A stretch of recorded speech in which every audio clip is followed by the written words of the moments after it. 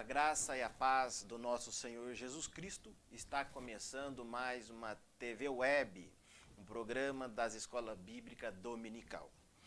Nós estamos chegando, meus irmãos, ao final de mais uma lição. 3 meses em que o Senhor tem nos abençoado com preciosas lições, temas atualíssimos para a nossa vida cristã. Estamos fazendo o comentário e terminando o comentário na epístola, o comentário na epístola de Tiago. Nós abordamos aqui vários temas que são muito importantes para a igreja do Senhor atual. Graças a Deus, Deus tem nos abençoado neste propósito de levar a palavra de Deus, de semear a palavra de Deus e também de auxiliar os nossos irmãos que também estão conosco nesta seara. Esta lição, nestes 3 meses, certamente edificou a vida de muitas pessoas, e você que nos acompanha, e você que tem nos acompanhado, tem a certeza absoluta que Deus vai abençoar a sua vida e continuar abençoando, porque nós convidamos a todos vocês que nos acompanhem nos próximos comentários. Nós estaremos iniciando um outro vídeo, um outro livro, um outro comentário de uma nova lição. E a nova lição que vem por aí é uma lição muito importante também. Os irmãos aguardem, porque nós vamos falar sobre o livro de Daniel. O comentário da próxima lição será no livro de Daniel. Nós iremos falar na próxima lição sobre integridade espiritual e moral nos dias que nós estamos vivendo. Meus irmãos, o tema da lição que nós iremos fazer, o último comentário da lição de número 13, que vai ser comentada no domingo, no dia 28 de setembro, ele traz com o seguinte tema: atualidade dos últimos conselhos de Tiago. Após Tiago escrever a essas igrejas e ter falado sobre diversos temas, Tiago agora, então, no capítulo de número 5, ele vai começar a concluir o seu assunto direcionado àquelas igrejas. E lembrando que neste comentário, Tiago, na escrita deste livro, que ele direciona a essas igrejas, a esses judeus que estavam espalhados, ele comenta vários temas muito importantes para o relacionamento da igreja com o próximo, com os nossos irmãos dentro da igreja e também com a sociedade. Os irmãos devem lembrar que dentro destes comentários que nós fizemos, dentro da epístola de Tiago, houve vários comentários falando a respeito de acepção de pessoas. Tiago, ele falou nesta lição de temas importantes, como, por exemplo, como nós nos comportarmos dentro das provações, a forma como que nós devemos nos relacionar com os nossos irmãos, sabendo que nós não podemos. Tiago falou sobre o julgamento que nós fazemos das pessoas, e Tiago diz que nós não devemos fazer isso e que nós devemos estar atentos, porque há um só juiz. Então foram vários os temas abordados, importantes, que nós devemos não só simplesmente ouvir com o ouvido e sair pelo outro, porque nós devemos colocar em prática. Estamos terminando esta lição, então nós devemos refletir sobre os diversos temas abordados na epístola de Tiago e praticar, porque na verdade é assim que a palavra de Deus vai fazer efeito na minha vida e fazer efeito na sua vida também. É somente assim que nós seremos abençoados por Deus. Nós não podemos ser simplesmente ouvintes da palavra, como disse Tiago na sua epístola. Nós devemos ser praticantes da palavra de Deus. Se, como o meio-irmão de Jesus, o nosso irmão Tiago, disse, se eu nem você temos sabedoria, então o que nós devemos fazer? Nós devemos pedir sabedoria a Deus, para que Deus nos dê sabedoria, para que nós possamos nos comportar de uma maneira mais adequada com a vontade de Deus, para que nós venhamos então agradar a Deus. Se nós não temos sabedoria, que nós venhamos a pedir sabedoria a Deus. Nós não devemos esquecer, meus irmãos, que o cristianismo, ele é prático. Em todas as lições abordadas neste livro, a epístola de Tiago, propriamente, é uma epístola prática, que foge das teorias profundas ou abstratas e se concentra mais na prática, realmente, da conduta e do comportamento, que é o que conta, na verdade, na nossa vida cristã. Pois bem, entrando já na lição, e como o tema, a atualidade dos últimos conselhos de Tiago, Tiago, então, agora, ele vai, de uma forma sucinta e resumida, concluir dentro do capítulo 5 os temas que ele vinha abordando. Vocês devem lembrar, no outro comentário, que Tiago, ele falou sobre o pecado de omissão e o pecado de opressão, e sobre a riqueza que as pessoas fazem injustamente, fraudando o seu irmão, as riquezas que as pessoas adquirem de forma injusta e que certamente Deus vai julgar esse tipo de pecado. Mas Tiago, tomando por partida, meus irmãos, este tema das riquezas injustas e da opressão que as pessoas estavam sofrendo, ele vai iniciar o versículo de número 7, dizendo assim: sede, pois, irmãos, pacientes até a vinda do Senhor. Tiago inicia o seu texto, então, falando sobre paciência. Então, esta lição ela vai abordar os últimos retoques, assim nós podemos dizer, dos assuntos por ele abordado. Tiago, ele vai falar aqui, dentro desse capítulo de número 5, por exemplo, algo que na nossa época agora, na atualidade, é visto de uma forma muito errada, como, por exemplo, a unção com óleo. É lógico que nós não temos tempo para abordar de uma forma detalhada, como nós fazemos na escola, ao vivo, mas nós vamos falar sobre este assunto também. Um assunto muito importante que Tiago aborda neste último capítulo, de número 5, a respeito da confissão de pecados. Falar sobre este assunto nos dias de hoje é algo muito difícil, porque nós vivemos em um tempo em que a igreja está muito secularizada, acostumada com o pecado, e quão importante que é este assunto, que certamente foge do nosso costume, da nossa tradição que nós vivemos nos dias de hoje. Se nós tivéssemos tempo para abordar este assunto, os irmãos iriam entender, por exemplo, que a confissão de pecado, ela tem muito que a ver com a saúde espiritual da pessoa e também com a saúde física da pessoa. Então, Tiago, nesse último capítulo, ele traz então lições preciosas, de forma que, resumindo os temas que ele estava abordando, ele traz conselhos práticos atuais para que nós possamos então praticar de uma forma harmoniosa para com os nossos irmãos e para que nós venhamos então atender à vontade de Deus. Nos diz assim o texto áureo desta lição: confessai as vossas culpas uns aos outros e orai uns pelos outros, para que sarareis. A oração feita por um justo pode muito em seus efeitos. A verdade prática, ela diz assim: se vivermos os princípios da epístola de Tiago, teremos uma vida cristã que agradará o nosso Deus. Versículo de número 7, capítulo 5 da epístola de Tiago, diz assim: sede, pois, irmãos, pacientes até a vinda do Senhor. Eis que o lavrador aguarda com paciência o precioso fruto da terra, até receber as primeiras e últimas chuvas. Sede vós também pacientes e fortalecei o vosso coração, pois a vinda do Senhor está próxima.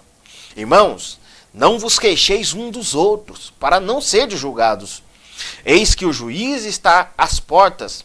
Irmãos, tomais por modelo no sofrimento e na paciência os profetas, os quais falaram em nome do Senhor. Eis que temos por felizes os que perseveraram firmes. Tendes ouvido da paciência de Jó, e viste que o fim o Senhor lhe deu, porque o Senhor é cheio de eterna misericórdia e compassivo. Acima de tudo, porém, meus irmãos, não jureis nem pelo céu, nem pela terra, nem por qualquer outro voto. Antes seja o vosso sim, sim, e o vosso não, não, para não cairdes em juízo. Está alguém entre vós sofrendo? Faça oração. Está alguém alegre? Cante louvores. Está alguém entre vós doente? Chame os presbíteros da igreja, e estes façam oração sobre ele, ungindo-o com óleo em nome do Senhor.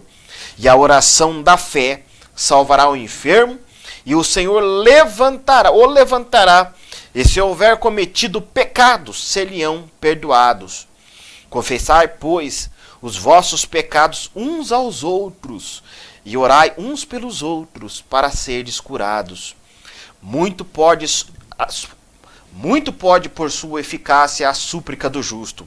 Elias era um homem semelhante a nós, sujeito aos mesmos sentimentos, e orou com instância para que não chovesse sobre a terra, e por 3 anos e 6 meses não choveu. E orou de novo, e o céu deu chuva, e a terra fez germinar os seus frutos. Meus irmãos, se algum entre vós se desviar da verdade, e alguém o converter, sabei que aquele que o converter, o pecador de seu mau caminho errado, salvará da morte a alma dele, e cobrirá a multidão de pecados. Pois bem, meus irmãos, lemos o texto base da lição. O texto base que está no capítulo 5 da Epístola de Tiago. Agora nós iremos entrar no comentário da lição. Meus irmãos, os temas abordados por Tiago, eles são muito atuais. Nós devemos ter em mente, Tiago nos deixa lições muito preciosas aqui, como a forma como nós enxergamos o cristianismo. Eu pergunto para você, que me vê por meio deste canal, qual é a forma que você enxerga verdadeiramente o cristianismo? Nós vivemos em um tempo em que o cristianismo ele é feito muito de oba-oba, em que, na verdade, as nossas igrejas não passam de mercados onde as pessoas vão para consumir, buscar uma bênção, comprar uma bênção do Senhor, para que, como Tiago disse, para que eles gastem em vossos próprios deleites. Quando nós analisamos, por exemplo, essa epístola de Tiago, nós percebemos uma diferença gritante entre a forma como nós observamos e como a forma como nós atuamos como cristãos na sociedade. Tiago ele começa falando neste texto a respeito de paciência. Como eu disse no início, Tiago ele está tomando por base a situação vivida pelos crentes da época com a opressão, perseguição que as pessoas viviam naquela época. Então Tiago está dizendo para que eles fossem pacientes. Paciência aqui neste texto é sinônimo de perseverança. Os irmãos estudaram este livro e viram que na epístola de Tiago ele fala a respeito de provações. A forma como nós devemos atuar diante das provações. É muito comum, como está no início da epístola de Tiago, a pessoa aderir a Deus todas as coisas que acontecem com ela, tanto o bem como o mal. Muitas pessoas dizem que acontecem determinadas coisas com ela, o mal, por exemplo, porque é da vontade de Deus. E Tiago ele vai dizer que Deus ele não pode ser tentado pelo mal e a ninguém tenta. Há muitas situações, por exemplo, que nós caçamos pelas nossas próprias mãos. Mas quando nós vivemos numa situação de perseguição, a grande da verdade nós estamos vivendo realmente diante de provações, e nós devemos entender aqui, irmãos, no contexto da lição de Tiago, que as provações que aconteciam naquela época, elas diferem muito do tipo de provações que acontecem nos dias de hoje. Mas, na grande da verdade, a forma como nós respondemos aquilo que está no exterior das nossas vidas, o comportamento ele é o mesmo. A resposta que nós damos às situações cotidianas que nos cercam, a forma como nós enxergamos a realidade da vida, ela é a mesma. As pessoas naquela época viviam sobre tensas perseguições, opressão, pobreza, dificuldade financeira por parte de muitas pessoas. E aquilo ali causava uma situação em que muitas pessoas podiam até mesmo duvidar da sua fé, a duvidar da autenticidade do cristianismo que ela estava vivendo naquele momento. Então Tiago ele está pedindo para que essas pessoas fossem perseverantes, pacientes nas tribulações. Tiago, quando ele fala de paciência aqui, ele está falando também de paciência relacionado ao nosso relacionamento com os nossos irmãos. Nós vivemos numa organização, numa comunhão, nós nos relacionamos com pessoas diferentes, pessoas que não são como eu queria que ela fosse. Então é necessário que nós tenhamos paciência para com os outros irmãos. Tiago, quando ele fala sobre paciência neste texto, ele está falando que nós devemos perseverar na fé. O interessante aqui, irmãos, que nós devemos estar atento, é que Tiago ele vai falar algo aqui neste texto que certamente deve tomar as mensagens dos nossos púlpitos. Tiago ele diz assim, após ele dar um exemplo metafórico de uma situação do cotidiano a respeito da paciência, que diz assim, ó, eis que o lavrador aguarda com paciência o precioso fruto da terra, até receber as primeiras e as últimas chuvas. Sede vós também pacientes e fortalecei o vosso coração, pois a vinda do Senhor está próxima.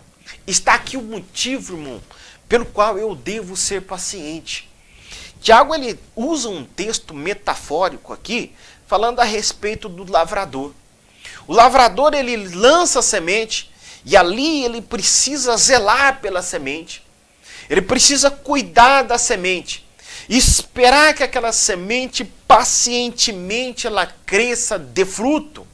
E ele fala aqui neste texto, dentro do contexto das pessoas daquela época, a respeito que o lavrador, ele precisava aguardar com paciência o precioso fruto da terra, até receber as primeiras e as últimas chuvas. Em Israel, naquela época, as primeiras chuvas, elas chegavam entre outubro e o mês de novembro. E as últimas chuvas, elas chegavam entre março e o mês de abril aproximadamente.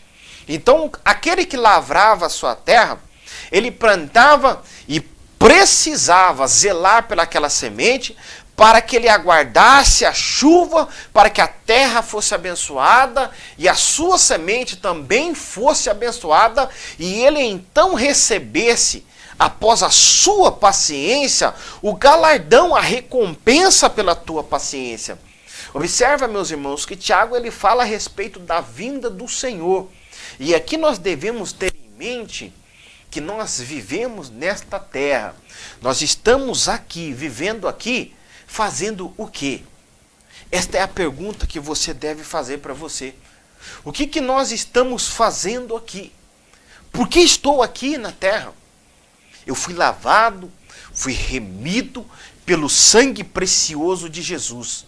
Meus irmãos, nós ainda estamos aqui para fazer a vontade de Deus. Em primeiro lugar, nós devemos buscar o reino de Deus, porque o próprio Deus diz que as outras coisas nos serão acrescentadas.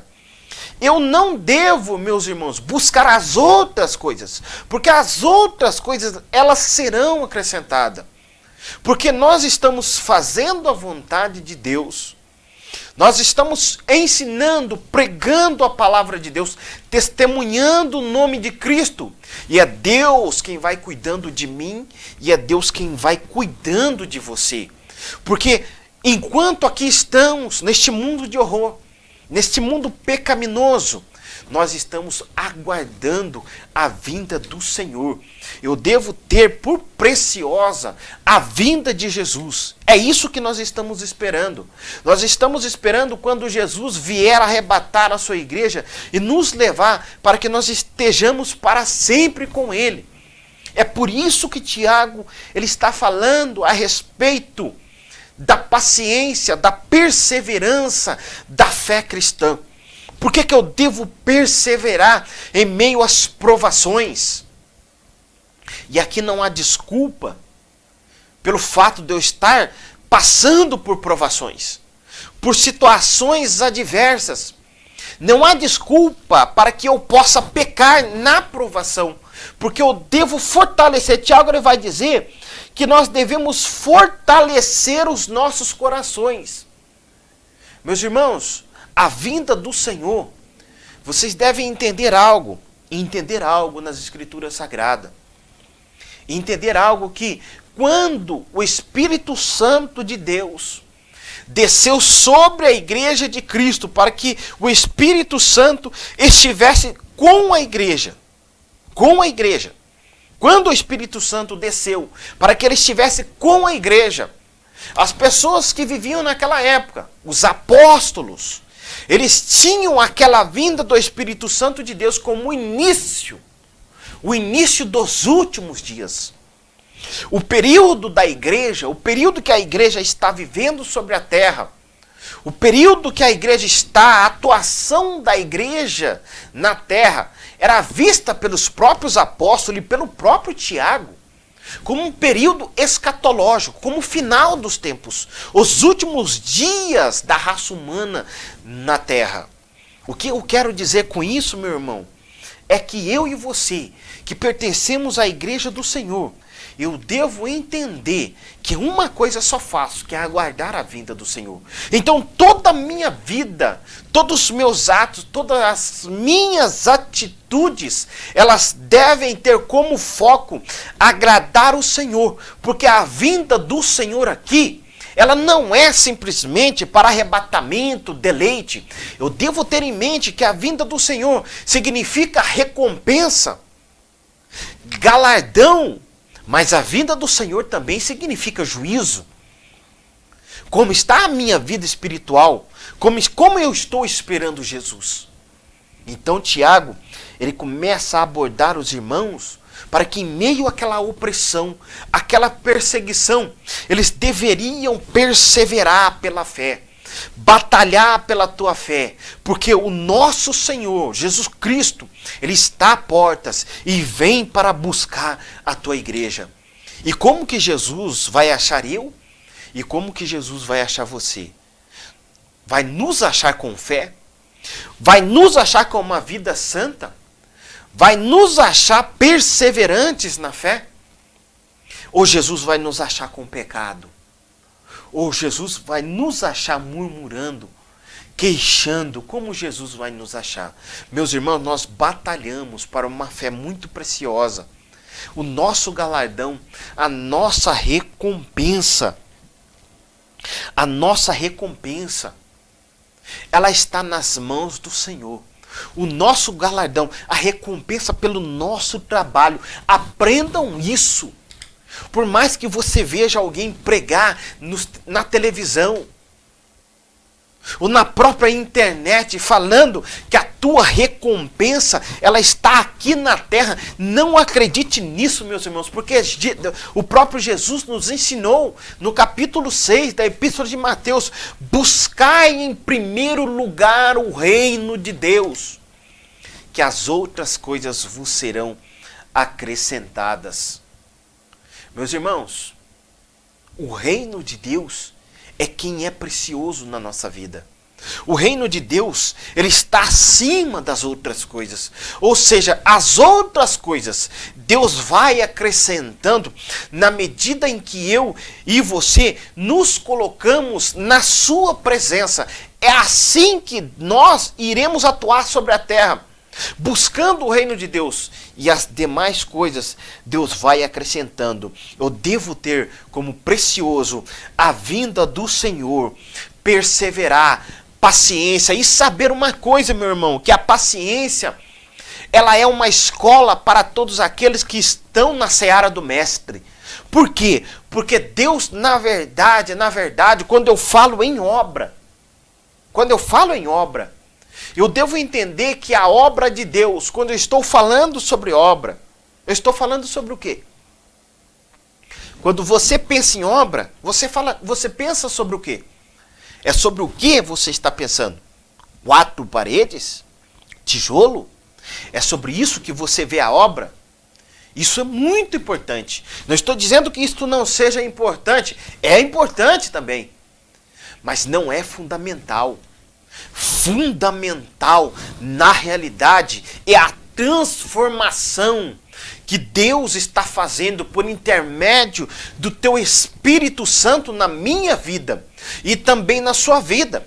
Que transformação que é esta? É nos transformar a nossa imagem conforme a imagem do seu Filho. Ou seja, Deus, na verdade, Ele está lapidando o meu caráter e o seu caráter. E a paciência, nós precisamos de paciência, por quê? Porque é em meio às provações que Deus vai nos refinando.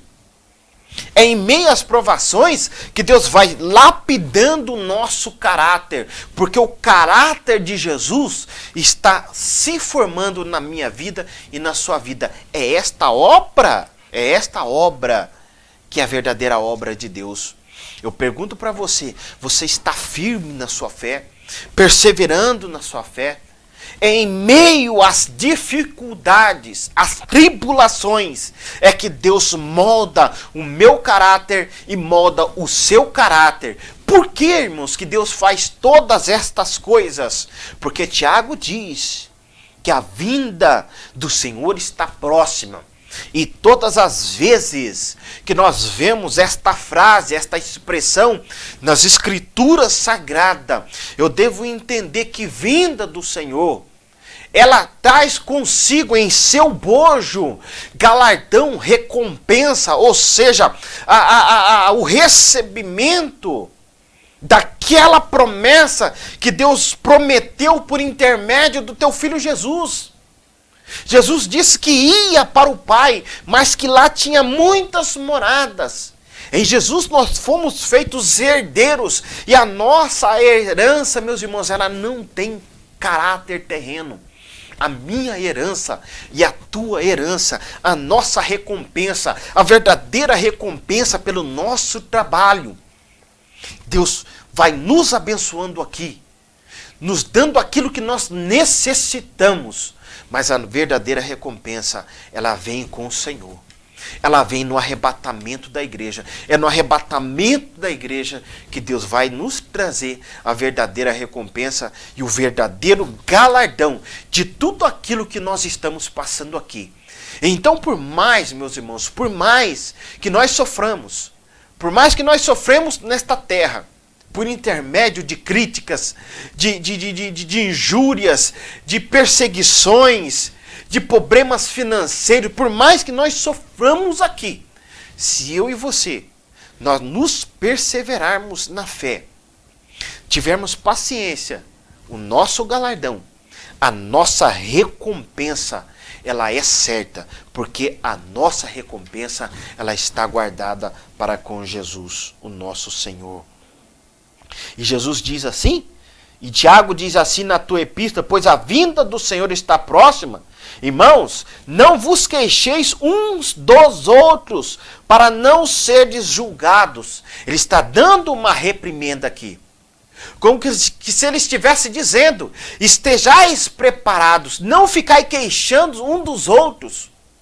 Murmúrio, calúnia, Porque o contexto que Tiago emprega no teu texto, na tua lição, uma lição, um contexto em que havia partidarismo. Pessoas que eram mais ricas que oprimiam as mais pobres. E muitas pessoas começavam a queixar. Todas estas situações dentro dessas igrejas traziam um campo muito fértil para todos os tipos de males que aconteciam naquelas igrejas. Inveja, cobiça, calúnia. E aqui eles feriam um mandamento do Senhor que Tiago chama de lei áurea, que é amar o próximo como a ti mesmo. E Tiago vai dizer, o juiz está às portas, ou seja, o Jesus Cristo, o nosso Senhor, aquele que se assentou à destra do Pai Todo-Poderoso, ele está vindo como juiz para dar recompensa àqueles que perseveraram, mas para dar também, irmãos, julgar aqueles que não viveram conforme a fé cristã. E Tiago ele vai usar como exemplo aqui, deste texto, de paciência, de perseverança, alguns homens do Antigo Testamento. Ele vai falar a respeito dos profetas. Meus irmãos, falar dos profetas do Antigo Testamento é interessante quando nós abordamos isto nos dias de hoje.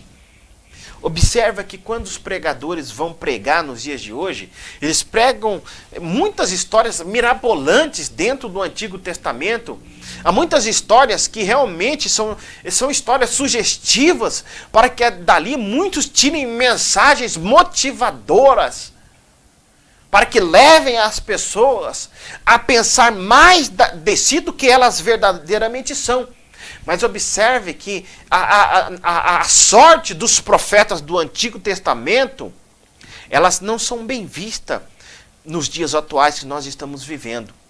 Se vocês pararem para perceber nas Escrituras Sagradas, para perscrutar as Escrituras Sagradas, e também outros textos extra-bíblicos que trazem histórias de como os profetas morreram, por exemplo, há uma tradição no Antigo Testamento de que o profeta Isaías foi cerrado ao meio. O próprio Tiago, meus irmãos, prestem atenção. O próprio Tiago, que escreveu esta lição, nos diz uma tradição histórica. Sabe qual que foi a sorte deste homem de Deus, meio-irmão do Senhor? Sabe qual que foi a sorte dele? Nos diz uma tradição histórica que Tiago foi lançado do pináculo do templo, jogado do pináculo do templo e morto a pauladas. Este que escreve essas palavras, dizendo para que esses irmãos tivessem paciência. Muitos dos profetas do Antigo Testamento morreram como testemunha de Jesus. E você sabe qual que é a sorte realmente de uma testemunha de Jesus? Morrer em testemunho daquilo que ele está dizendo. Levar a sua mensagem às últimas consequências e pragar com a morte, como que provando que até mesmo na morte ela persevera na fé. Esta foi a sorte dos profetas. E estes profetas que ele está falando aqui, eles perseveraram na fé. E ele vai dizer também que eis que temos por felizes os que perseveraram firmes. E muitos desses que perseveraram firmes estão lá no capítulo 11 da epístola ou livro aos Hebreus, em que muitos daqueles homens do Antigo Testamento estão lá na galeria dos heróis da fé, como exemplos de perseverança daqueles homens que não via o material, mas via o espiritual, via o céu, via o invisível, acreditaram, confessaram o Deus Todo-Poderoso, acreditando na promessa esta que se referia ao Jesus Cristo, aquele que nós pregamos, aquele que nós testemunhamos. Então, paciência, perseverança na fé, em meio às tribulações, às provações, porque Jesus está voltando, está retornando para buscar a sua igreja. Continuando, o texto Tiago diz assim: acima de tudo, porém, meus irmãos, não jureis nem pelo céu, nem pela terra, nem por qualquer outro voto. Irmãos, percebam que Tiago, a epístola que Tiago comenta, ela faz muita referência a respeito do Sermão do Monte proferido por Jesus. Falar a respeito de juramento aqui, a proibição, na verdade, não é a respeito do juramento dito no Antigo Testamento. Porque se nós olharmos para o Antigo Testamento, não se proibia na íntegra o juramento. Mas a grande da verdade é que a pessoa faz do juramento, e aqui que está o que Tiago está dizendo, é que a pessoa faz do juramento um álibi para que as pessoas acreditem naquilo que ela está dizendo. Uma vez que se tem como tradição um juramento, muitas pessoas tomam como álibi e passam até mesmo a falar mentiras, falsidades, para que comprovem aquilo que eles estão falando. Você já viu aquela pessoa que, quando quer que as pessoas acreditem naquilo que ela está dizendo, ela jura pelo pai, ela jura pela mãe, ela jura pela alma do filho, para comprovar uma mentira. O que Tiago está dizendo aqui é do perigo que nós incorremos quando nós fazemos juramento, de estar emitindo através daquele juramento, uma falsidade, hipocrisia por detrás daquelas palavras, usando o juramento para fazer valer a minha mentira, a minha falsidade. Ou seja, Tiago está falando na prática aqui daquela pessoa que vive em duplicidade, daquela pessoa que não tem caráter naquilo que ela diz. Então Tiago ele vai dizer: seja o vosso falar sim, sim ou não, não. Lembra-se do que Jesus disse? Seja o vosso falar sim, sim, está no capítulo 5 de Mateus. Seja o vosso falar sim, sim ou não, não, porque o que passa disso é de procedência maligna. Porque uma vez, e aqui, irmãos, porque na atualidade que nós estamos vivendo, as pessoas não levam a sério essa questão de juramento. Muito se faz juramento, mas um juramento, ele era levado a sério. Um voto era levado a sério naquela época. E tenha certeza de uma coisa: o juramento que você faz diante de Deus, o voto que você faz diante de Deus, ele é muito sério. Você se lembra da história de Jefté? O que aconteceu no Antigo Testamento com Jefté, que ao fazer um voto de oferecer a sua própria filha em sacrifício, Jefté disse que ofereceria a tua filha em sacrifício. E ele teve que cumprir na íntegra este voto. Porque todo voto ou juramento que nós fazemos ao Senhor, se nós não falarmos a verdade, se nós não cumprirmos com aquilo, Tiago diz que nós corremos o perigo de cairmos em juízo. Certamente Deus julgará toda palavra frívola, toda falsidade que é entoado pelos nossos lábios. E Tiago continua dando os conselhos práticos, dizendo: está alguém entre vós sofrendo? Faça oração. Há um costume muito grande, meus irmãos, de que quando alguém está sofrendo, ao invés da pessoa orar por aquela pessoa, a pessoa começa a levantar alguns conceitos. Você se lembra dos amigos de Jó? Do que eles fizeram? Aliás, eles fizeram muito mais correto do que muitas das vezes nós fazemos nos dias de hoje. Eles velaram com Jó durante 7 dias, diante da situação catastrófica que Jó estava vivendo naquela época. Eles velaram 7 dias, mas após 7 dias, eles começaram a levantar algumas questões. Olha, Jó, não sei não Será que você não tem algum pecado escondido aí e por isso está acontecendo todas essas coisas com você, Jó? Eles começaram a levantar vários conceitos a respeito de Jó. E conceitos errados que eles faziam. Nos dias que nós estamos vivendo, isso é uma prática muito comum. Está alguém sofrendo, mas aquela pessoa lá está sofrendo porque aquela pessoa está em pecado.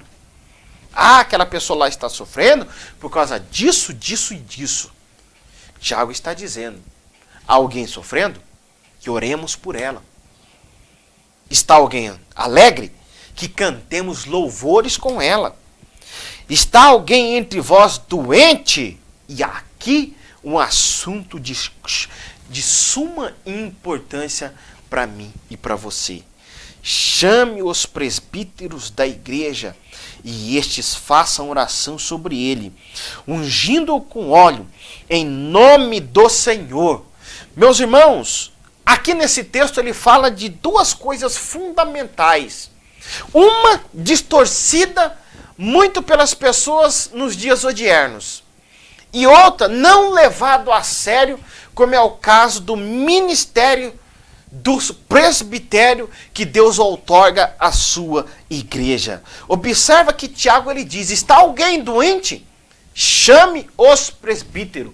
Os presbíteros na época de Tiago, eles eram tidos em autoestima. Eram homens importantes, escolhidos e vocacionados por Deus ministerialmente, para que, por intermédio deles, Deus abençoasse as pessoas. Por intermédio dos presbíteros, os presbíteros eles tinham autoridade de Deus para que abençoasse a vida das pessoas. Fosse por meio da palavra, fosse por meio da cura, por intermédio do dom que Deus capacitou aquele presbítero para que abençoasse aquelas pessoas. Eram pessoas que eram vistas pelas pessoas da igreja com autoestima, pessoas que realmente estavam ali representando Deus. Agora eu digo para você, meu irmão, que está ouvindo, que está me assistindo nesta noite. No dia odierno que nós estamos vivendo, o presbitério tem sido jogado de lado. O presbitério hoje não está valendo mais nada. Não estão dando o valor merecido, não do valor que a pessoa requer porque é presbítero. Porque pelo fato de eu ser presbítero, eu não devo requerer nenhuma recompensa por parte dos irmãos. Porque a recompensa, de fato, quem na verdade dá é o próprio Deus. Mas a importância devida deste ministério abençoado que Deus deu para que a igreja de Cristo fosse abençoada sobre a terra. E Tiago diz assim, está alguém doente? Chame os presbíteros da igreja e este façam oração sobre ele, ungindo com óleo em nome do Senhor. Irmãos, a prática de ungir com óleo nos dias de hoje, ela é muito frequente. Hoje se unge objeto, se unge cama, se unge carro. Como que se o óleo, na verdade, ele transferisse, o óleo, o material, a matéria, transferisse algum poder mágico para o objeto. Olha, a minha carteira agora ungida, é consequência da minha carteira ungida, é que eu vou ganhar muito dinheiro. Abençoou, me ungiu com óleo, agora eu vou ser próspero. Nós devemos entender aqui, meus queridos, se Tiago, quando ele fala sobre unção com óleo, primeiro, era uma prática frequente dentro da epístola de Tiago. Dentro do contexto de Tiago. Se os irmãos olharem por todas as escrituras sagradas, até a época de Tiago, o óleo, o azeite, ele tinha como símbolo, preste atenção, o azeite, o óleo, ele traz algum simbolismo muito importante, e aqui você vai entender do porquê do azeite. O simbolismo do óleo, ele simbolizava e simboliza até hoje o Espírito Santo do Senhor. O óleo, o azeite, como unção, simbolizava a virtude, o poder de Deus na vida das pessoas. Então, o óleo, ele traz esse simbolismo. E quando o Tiago ele fala que para que as pessoas fossem ungidas com óleo, e observa uma coisa, que primeiro o texto diz assim, ó, chame os presbíteros da igreja e estes façam oração sobre ele. Primeiro, se faz a oração sobre a pessoa. Depois unge com óleo. Observe que o óleo aqui ele é apenas um simbolismo. O simbolismo do óleo aqui dentro deste texto da Epístola de Tiago, ele é igual ao simbolismo da água quando a pessoa é batizada. Pergunto para você, a água tem algum poder? Mas a água é importante para quê? Por causa do próprio simbolismo, que simbolismo o quê? O próprio batismo espiritual. Quando o Tiago ele diz aqui que os presbíteros unjam com óleo, na verdade a crença não era que o óleo curaria a pessoa. É que aquele óleo, na verdade, ele era um símbolo daquela virtude, daquela oração. Ou seja, era símbolo da virtude do poder concedido, manifestado do Espírito Santo de Deus por intermédio da oração daquela pessoa. Que através daquilo era uma confirmação de que realmente estava se crendo naquela oração e que o poder emanado de Deus, por intermédio do Espírito Santo, através daquela oração, e você vai perceber que Tiago vai falar que a oração da fé salvará o enfermo. O poder não está no presbítero, o poder não está no óleo, o poder está na oração da fé. Na oração da fé, por quê? Porque é a verdadeira oração. É aquela oração que não é simplesmente de boca. Eu não oro simplesmente de boca. Eu oro a Deus porque eu entrego a minha vida verdadeiramente a Deus. Porque a minha vida, ela repousa aos cuidados de Deus. Quando eu faço a oração da fé, é porque eu estou entregando nas mãos de Deus a responsabilidade, todo o poder para que seja feito aquilo.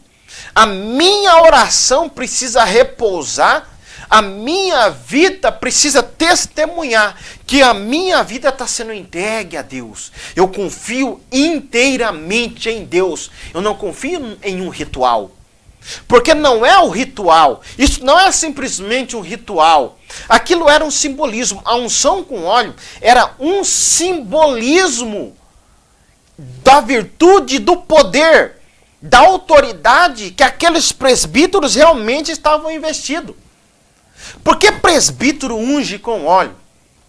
Observa que principalmente nas nossas Assembleias de Deus, é somente o presbítero que pode ungir com óleo. Por quê? Porque, na verdade, é por causa da autoridade que ele está investido. Não adianta nada alguém pegar um vidrinho de óleo, você vai lá, pega um azeite, um vidro de óleo e fala, eu vou ungir, eu vou na minha casa, vou ungir fulano, cicrano, ungir a minha casa, porque vai acontecer. A questão não está no óleo, meu irmão. A questão não está na pessoa, está na autoridade concedida por Deus para a pessoa. É por isso que é a oração da fé. É a oração da fé porque repousa em Deus, não repousa na pessoa e nem no objeto, e sim na autoridade. E o presbítero naquele instante, ele está revestido de toda a autoridade de Deus. E aquela unção com óleo representa esta autoridade, representa esta virtude e representa o Espírito Santo na vida dele, como o outorgador do dom para ele, para que ele possa fazer aquilo. Porque ele, na verdade, é mero humano.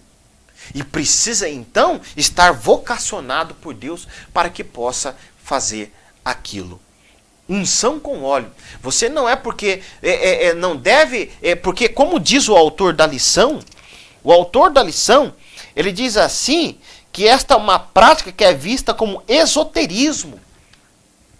A prática do ocultismo, religiosismo, que é uma prática também que no seu bojo, sem o real significado. Real significado por quê? Por causa da presença real, verdadeira de Deus, de Jesus, do Espírito Santo de Deus ali. Essa prática Preste bem atenção no que eu vou dizer. Esta prática de se usar o óleo, porque por causa da crença de que o poder está no objeto, uma vez ungido o óleo, aquele óleo emana poder. A prática de uma pessoa que coloca um copo de água, por exemplo, a mesma prática de que a água agora possui poder, preste bem atenção. Se você possui esse costume, reflita sobre isso, porque é semelhante à prática de feitiçaria.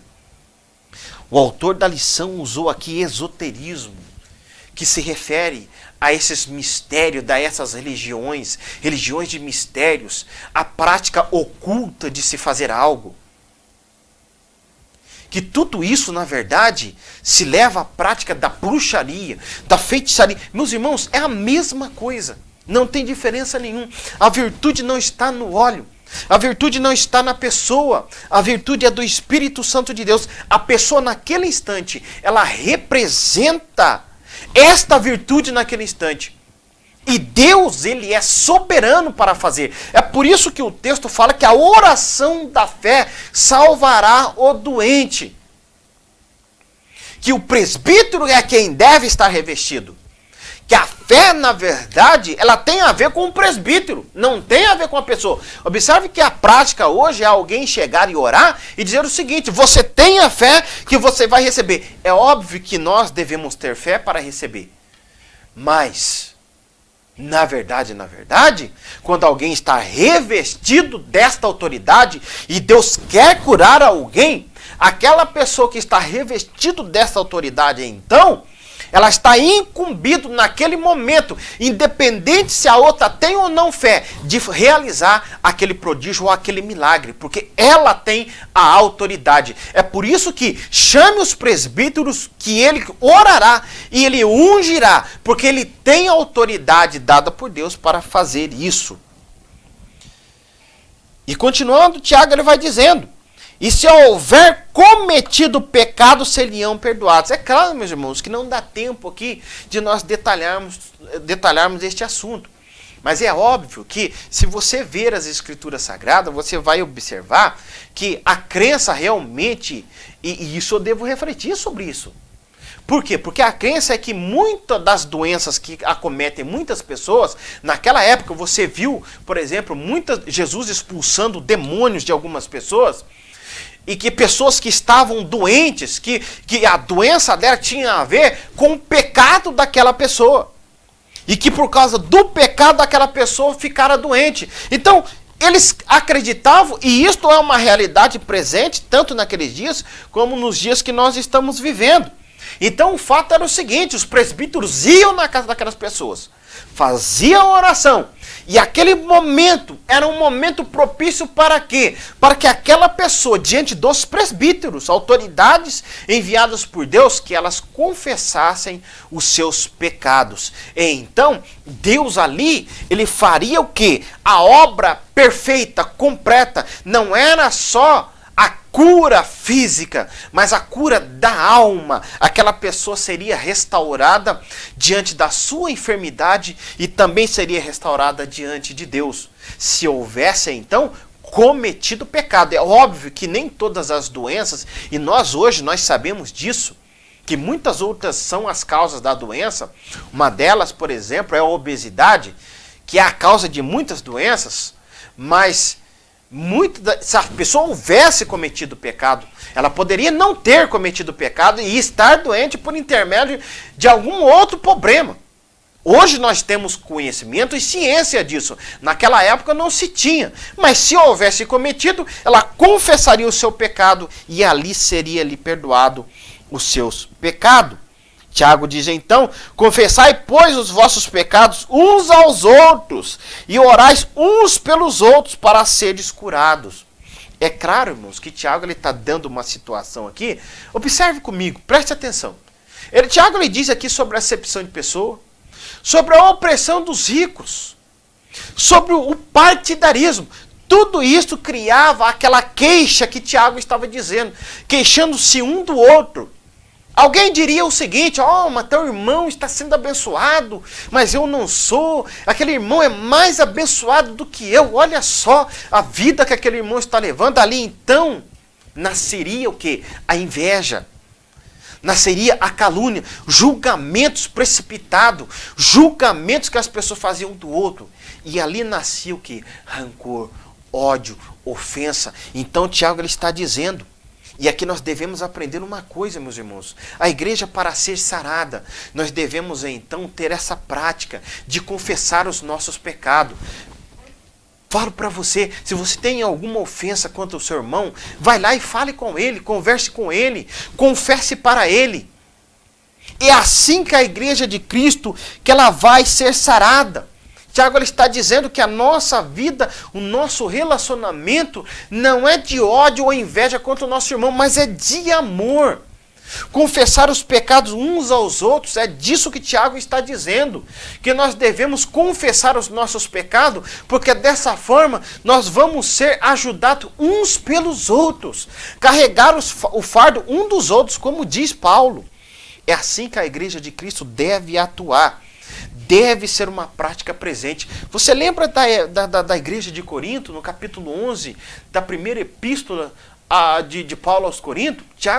Paulo ele vai dizer ali, irmão, o seguinte: que por isso há entre vós muitos doentes e muitos que dormem. E dormem ali, tem muitos que tentam interpretar este texto de uma forma espiritual. Está dormindo espiritual. O texto ali, literalmente falando, na língua grega, é que aquelas pessoas ali na igreja de Corinto estavam morrendo, sendo julgadas através da morte, e por causa do pecado presente naquela igreja. Os irmãos conhecem a história da Epístola aos Coríntios e sabem que ali havia muitos pecados terríveis, e eles iriam tomar a Santa Ceia do Senhor daquela forma. Por isso aquela igreja estava doente, pessoas morrendo. Então a confissão de pecado, na verdade, as queixas, a inveja, os rancores que porventura há no meio da igreja do Senhor, deve ser confessado entre os irmãos, para que nós possamos ser curados. É claro que nós não vamos, que há pecados peculiares aqui, que nós devemos confessar aos nossos pastores, aos próprios presbíteros, conforme ele está dizendo aqui. Mas, irmãos, nós devemos praticar a confissão de pecado. Se eu tenho um rancor contra o meu irmão, eu vou lá e confesso para o meu irmão, para que a igreja de Cristo seja sarada. E ele vai dizer assim: muito pode, por sua eficácia, a súplica do justo. Devemos orar uns pelos outros, suplicar a Deus uns pelos outros. E ele vai dizer que Elias era homem semelhante a nós, sujeito aos mesmos sentimentos, e orou com instância para que chovesse sobre a terra, e por 3 anos e 6 meses não choveu. E orou de novo, e o céu deu a chuva, e a terra fez germinar os seus frutos.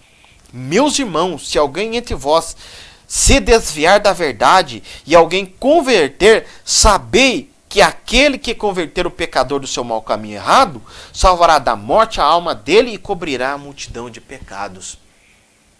Antes eu ficar, irmãos, apontando o dedo para alguém, antes eu ficar apontando o dedo para aqueles que se desviam, eu devo suplicar por ele, ajudar ele a carregar o fardo. Ele diz aqui: converter o pecador do seu mau caminho errado, salvará a morte da alma dele e cobrirá a multidão do pecado. Ele está falando do amor, que o amor, a forma como nós amamos as pessoas, ajudando as pessoas, esse amor, na verdade, cobre uma multidão de pecado, não faz vista grossa ao pecado, mas instala o amor, que é o vínculo da perfeição, que faz com que a igreja de Cristo viva em santidade, viva com saúde. Meus irmãos, que nós venhamos refletir nisto, que nós venhamos aprender com esta lição, que durante esses 3 meses nós comentamos, que nós venhamos então aprender com Tiago, que nós devemos então, em suma, que é o resumo da epístola de Tiago, batido firmemente por Tiago. Amar o próximo. Quem ama o próximo não faz acepção de pessoa. Quem ama o próximo não julga o seu irmão. Quem ama o próximo ajuda ele na tua necessidade. Olha para a tua carência, para a sua real necessidade. Que nós esperemos pela vinda do Senhor, porque Jesus está vindo para recompensar a minha fé e a tua fé. Que Deus abençoe a você, meus irmãos. Esteja conosco nos próximos comentários. Iremos comentar o livro de Daniel. Integridade moral e espiritual para os dias atuais. Que Deus abençoe a você e que você cresça edificado na graça e na fé no nosso Senhor Jesus Cristo. Que Deus abençoe a você em nome de Jesus. Amém.